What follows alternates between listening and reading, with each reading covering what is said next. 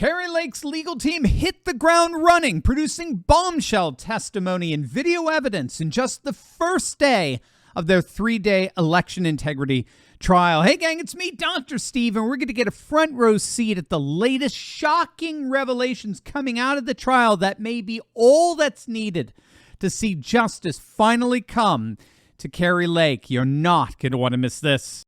Some days back, the Arizona Supreme Court ruled that the Maricopa County Trial Court erroneously dismissed Kari Lake's claim, challenging what they charged were faulty and frankly absent signature verification procedures on early ballots. And this was so key because Kari Lake's team has eyewitnesses who are testifying that Maricopa County election officials permitted the counting of tens of thousands of mail-in and drop-box ballots that did not satisfy signature verification requirements, including allowing tens of thousands of ballots with signature mismatches. Well, now Kari got her day in court, and she did not disappoint. Here is the bombshell testimony of that whistleblower. As November 8th came, what happened after November 8th in terms of signature verification at MTech? So November 8th, we got in that night. MECTEC County got in something, we were told, of 298,000 affidavits that needed to be processed. And so we really, because it comes in on the 8th, really it was the morning of the 9th. All those affidavits were sent to Runback to have them do what Runback does to get them formatted and into the database. So we really didn't start to see any of the election night return information or data until probably Wednesday afternoon. And then by Friday, it was done. All 298,000, we were done with it, is what we were told, which made no sense. If we could only do 60,000, 70,000 a day, we surely couldn't have done that in 36 hours, is basically what it was. And then I left on the 14th, I think that was Monday. I never saw any more ballots to be cured. And I would have expected after 298,000 to have seen 5 or 7 or 8,000 ballots that needed to be cured, but never saw that.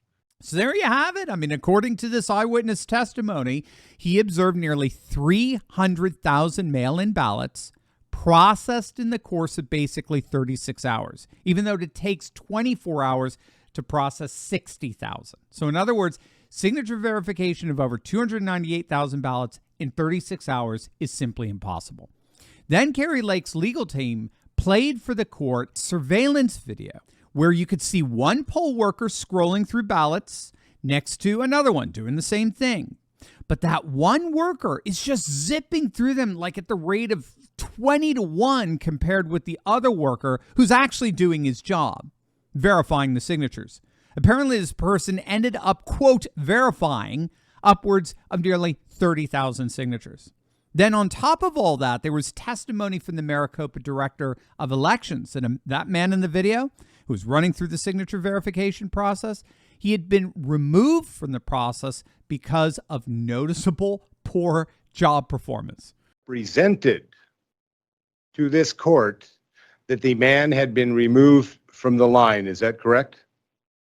That is correct. Okay. Was that man removed from the line? He was removed from the process of signature verification, reassigned from the process. Okay. When was he reassigned? The exact date I do not know, but it was not, and if I may, some liberty, was not because of that video or not because he was reviewing as he was required to do. It was just that there's a skill set that's required to perform this function. And if you are not meeting those marks, then we'll move you to another task, whatever that may be, curing as an example. But as you sit here today, you can't tell me that when he was reassigned. I was not anticipating that, so I don't have his HR record. All right. But it wasn't, and again, it wasn't a let go. It was just a reassignment to a different part of the process. And is that because how he was performing his duties? Correct. So there can be, not specific, it could be that it's just what we'll consider a lack of skill when it comes to technology or something of that nature. Okay. So is it possible then, because he lacked skill with technology, that you moved him to actually handling green affidavit envelopes for signature verification? Whatever we moved him to, it's actually proof positive that there is a audit level that would have identified that. And that's why we have those checks and balances, that second level and that third level. Okay. So Was this person a temporary worker? yes, he was. What was the last day at Maricopa County Elections Department for temporary workers? Some of them are still there. It depends on the nature of the thing. Some of them were, if you're talking specifically about signature verification, there are some that a bulk of them were probably Monday or Tuesday after the election. Monday or Tuesday after the election. I'm really bad with Mondays and Tuesdays and just 14th, 15th dates in general. So 14th, 15th. of November. What about the witnesses who testified today? I believe they were let go on the 11th. Is that correct? That's possible, absolutely. Okay, were a lot of people let go on the 11th? Absolutely, yes. What about this individual depicted in the video? Was he let go on the 11th? It could have been. Okay. But that's because we were done. Because you were done, not because he wasn't properly doing his job. Because he could be assigned to cure and he was doing that properly. So again, nobody was let go because they were going against their oath, or they were nefariously not to the best of their ability, as the oath indicates, or not performing. Hey gang, have you been wanting to get your concealed carry permit, but like me, you just found the barriers and requirements too burdensome? There is an amazing solution to that. Countrywide Concealed is probably the quickest way for you to get your permit and carry legally. Get this, in a majority of the states in the country. That's right. You won't just be able to carry in your own state, but in 84% of the whole of the nation. It's as quick and easy as watching a video and taking a quiz. And thanks to Countrywide Concealed, your family is that much safer no matter where you go. Getting a concealed carry license has never been easier. Click on that link below and join the millions of patriots who've taken back their rights and started carrying legally with Countrywide Concealed today. Here's how Kari Lake's team summed up their findings. As our expert will testify, this isn't a question of not getting it right. It's simply they are not physically capable of reviewing the signature, both from the standpoint of being able to do an assessment with respect to the procedures, but also with respect to the functionality of the computer. When the images, you have to scroll down to check the record signature. You don't see the scrolling down function. What that log data shows, Your Honor, is that over 274,000 ballots were approved at less than 3 seconds each. That includes one signature verifier who approved 100% of the 26,900 signatures that he verified at less than 3 seconds a signature. Maricopa's log file data shows that 11 of these signature verification workers approved 170,000 signatures at a rate of less than between 0 and 2.99 seconds, with a 99.97% approval rating. That's not signature review, Your Honor. Simply flashing a signature on the screen, clicking a button, and moving on is not signature review. As I said, the evidence will show that Maricopa knew exactly what was going on. They could monitor each of their workers and, in fact, told them that they were being monitored. This isn't a question of Maricopa County officials not doing signature verification well. It's a matter of Maricopa County officials not doing signature verification at all. It isn't a question of competence. It's a question of completion. There's simply no verifiable way of accounting for how the signature verification process, which is required by Arizona law, was in fact faithfully executed when nearly 300,000 ballots were supposedly verified in under 36 hours. Moreover, you could add to that the fact that Maricopa County officials admitted under oath that Maricopa County did not count mail-in ballots at vote centers where they were originally dropped off as required by Arizona law. Maricopa County officials have accounted all ballots at the processing center, but not at the original location where the ballots were dropped off.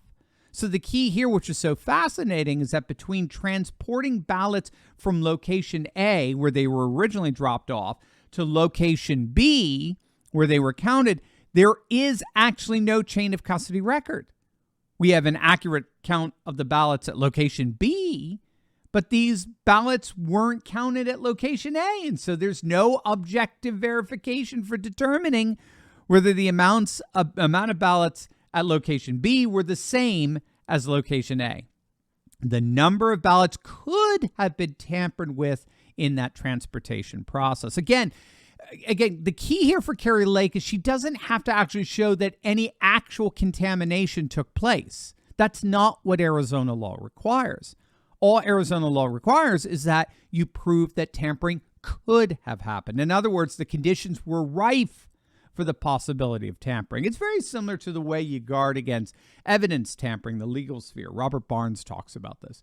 You guard against evidence tampering by accounting for every place the evidence has been throughout the judicial process. So there's an accounting and verification process when the evidence is received, where the evidence is taken, where the evidence is restored, who had access to it, all that sort of stuff. If at any point that evidence falls out of that chain of custody, if clear accounting and verification of the chain of custody is broken, that evidence is now inadmissible, not because it did get tampered with, but why? Because it could have been. And so in a similar manner, what Kari Lake's team did is they proved in court that at a specific point, a significant number of ballots fell outside the objectively verifiable chain of custody and therefore could, not that they were, but they could have been tampered with. And that, by Arizona law, renders them invalid, effectively illegal votes. So Kari Lake's team came out swinging for the fences on this first day of the signature verification trial. They showed a dereliction of duty, as it were, among poll workers via video. They have eyewitness testimony, and they showed that the chain of custody was indeed broken for hundreds and thousands of ballots. Not a bad first day. So we'll obviously be keeping our eyes on how things develop throughout the week, and let's hope that justice will finally be served. As always, make sure to smack that bell and subscribe button, and you'll definitely want to check out my latest video on another Oregon county seceding, all as woke Portland implodes. Oh, it's going to make your day. So make sure to click on that link, and I'll see you over there. God bless.